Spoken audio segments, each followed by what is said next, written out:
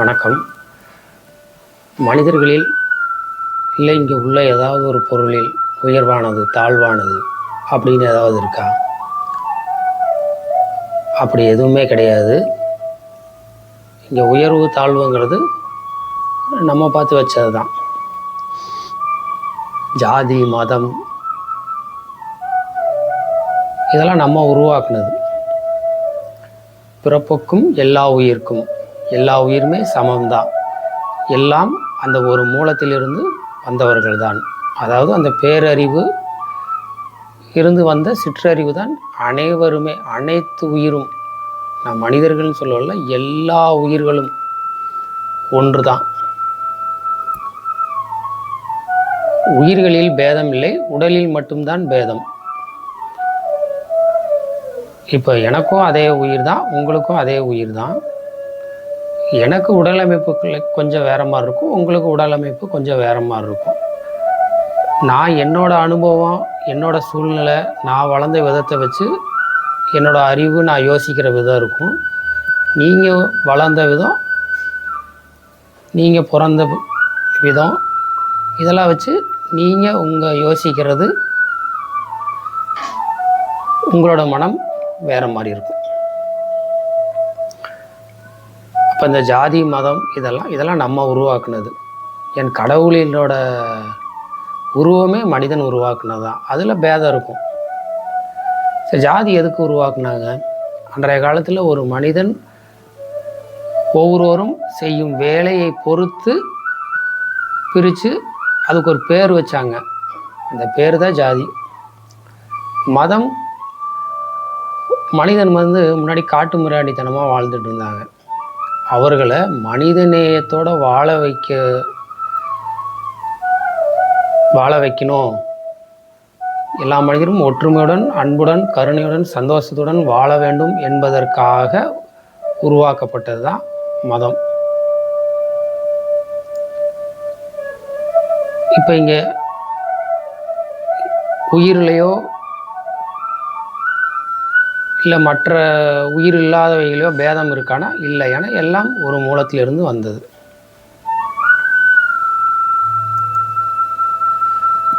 இப்போ ஒரு மனிதர் இருக்காருன்னா அவருக்கு எப்படி சுவாசம் தேவைப்படுதோ அதே மாதிரி தான் எனக்கும் தேவைப்படுது, மற்ற உயிரினத்துக்கும் அப்படி தான் தேவைப்படுது.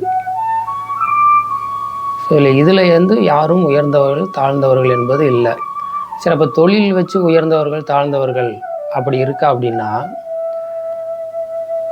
இப்போ பெரிய சாஃப்ட்வேரில் வேலை செய்கிறவங்க உயர்ந்தவர்கள் அப்படின்னா, சாஃப்ட்வேரில் வேலை செய்கிறதும் இந்த உலகத்துக்கு தேவை, அங்கே வேலை செய்கிறவங்களும் தேவை. சரி, இப்போ ஒரு துப்புரவு பண்ணுறாங்க, அவங்க தேவையில்லையா? இப்போ டெய்லியும் துப்புரவு செய்கிறவர்கள் அந்த பணியை செஞ்சால் தான் எல்லாமே சுத்தமாக இருக்கும். சுத்தமாக இருந்தால் தான் நம்ம ஆரோக்கியமாக இருப்போம். நம்ம ஆரோக்கியமாக இருந்தால் தான் போய் சாஃப்ட்வேர்லேயே வேலை செய்ய முடியும். அப்போ தொழிலில் பேதம் இருக்கா? அங்கேயும் பேதம் இல்லை. நீ அங்கே வேலை செய்கிற, அவங்க இங்கே வேலை செய்கிறாங்க. நீ செய்கிற வேலையாக அவங்களால செய்ய முடியாது, அவங்க செய்கிற வேலையை ஒன்றால் செய்ய முடியாது. இல்லை, நான் பெரிய உயர்ந்த பதவியில் இருக்கேன், நான் உயர்வானவர் அப்படின்னா உயர்ந்த பதவி நீங்களாக தான் வச்சுருக்கீங்க. சரி, ஒரு தாழ்ந்த பதவி, சரி நீங்கள் சொல்கிற மாதிரி ஒருத்தர் இந்த அடைப்பு எங்கேயாவது நம்ம ஒரு டிச்சியெல்லாம் அடைச்சிக்கிச்சுன்னு வச்சுங்களேன், சாக்கடை அடைச்சிடும். அந்த சாக்கடை அடைப்பு எடுத்துறதுக்கு நிறைய பேர் இருக்காங்க. ஸோ அவங்க சாக்கடை அடைப்பை எடுப்பாங்க. ஸோ நீங்கள் ஒரு ஆஃபீஸில் ஃபேனு கீழே ஏசியில் இப்போ உட்காந்துட்டு இன் பண்ணிக்கிட்டு டக் பண்ணிவிட்டு உட்காந்துட்டு நம்ம கையெழுத்து போகிறனால நீங்கள் உயர்ந்தவர்கள் அப்படின்னா, அவங்க எதுவும் அந்த மாதிரி இல்லை. ஆனால் அந்த அடைப்பை அவ்வளோ ஒரு இதுலேயும் சகிச்சுக்கிட்டு அவங்க எடுத்துக்கிட்டு போகிறாங்க அப்படின்னா அவங்களும் உயர்ந்தவர்கள் தானே. உங்களால் இந்த வேலையை செய்ய முடியுமா? நீங்கள் செய்கிற வேலையை அவங்கள செய்ய முடியாது. அவங்க செய்கிற வேலையை நீங்கள் செய்ய முடியுமா? செய்ய முடியாது. எல்லா வேலையும் சமம்தான். அந்தந்த வேலையில் அவங்கவுங்க திறமைசாலிகள். உங்கள் வேலையில் நீங்கள் பெரிய ஆள்னா அவங்க வேலையில் அவங்களும் பெரிய ஆள். ஸோ அப்போ தொழிலை வச்சும் உயர்வு தாழ்வு என்பது கிடையாது. சரி, பணம் இருக்குது, பணம் இல்லை, அப்போ நான் உயர்ந்தவர், அவர்கள் தாழ்ந்தவர்களா அப்படின்னா, சரி என்னதான் பணம் இருந்தாலும் நீங்களும் 3 வேளை தான் சாப்பிட போகிறீங்க, அவங்களும் 3 வேளை தான் சாப்பிட போகிறாங்க. பசிச்சாதான் நீங்கள் சாப்பிட போகிறீங்க, அவங்களும் பசிச்சாதான் சாப்பிட போகிறாங்க.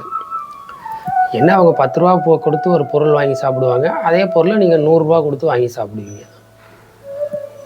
அவங்க முடியலன்னா எங்கே வேணாலும் உட்காந்து சாப்பிடுவாங்க, நீங்கள் ஏசி ரூமில் ஏசி ஹோட்டலில் உட்காந்து சாப்பிடுவீங்க. அவங்க நடந்து போகலாம், சைக்கிளில் போகலாம், நீங்கள் ஒரு ஏசி வச்ச காரில் போவீங்க. இவ்வளோதான் வித்தியாசம் இருக்கும். வாழ்க்கையை நீங்களும் வாழ்ந்துக்கிட்டு தான் இருப்பீங்க, அவங்களும் வாழ்ந்துக்கிட்டு தான் இருப்பாங்க. உங்களுக்கும் அதே பசி, அதே உணவு, அதே தூக்கம் தேவைப்படும், அவங்களுக்கும் அதே பசி, அதே உணவு, அதே தூக்கம் தேவைப்படும். அப்போ இங்கே உயர்வு தாழ்வு என்பது அவரவர்கள் மனதில் தான் இருக்கிறதே ஒழிந்து வெளியே யாருக்கிட்டையும் இல்லை. ஸோ எல்லாரும் ஒரே பேரறிவிலிருந்து வந்தவர்கள் தான் என்ற உண்மையை உணர்ந்து எல்லோரையும் போற்றி, எல்லோரையும் வாழ்த்தி, எல்லாரோடையும் இணக்கத்தோடு வாழ்வது தான் உயர்ந்த பண்பு. யார் அப்படி வாழ்கிறார்களோ அவர்கள் தான் உயர்வானவர்கள்.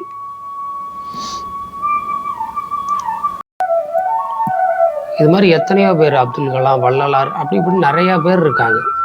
யாருமே அவங்களோட உடம்பு வாக பார்க்கல, அவங்க செய்கிற தொழிலை பார்க்கல, அவங்க எப்படி இருந்தாங்க, எந்த ஜாதி, எந்த மதம், யாரும் எதுவும் பார்க்கல. அவங்களோட பண்பு என்ன அப்படிங்கிறதான் பார்த்தாங்க. அப்போ எல்லோரும் பார்ப்பது நமது பண்பை தான் பார்க்குறாங்க, நம்ம நடந்துக்கிற விதத்தை தான் பார்க்குறாங்க.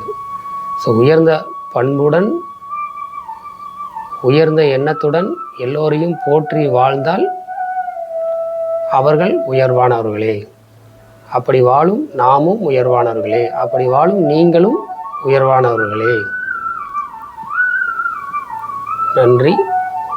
வாழ்க வளமுடன், வாழ்க பேரானந்தமாக.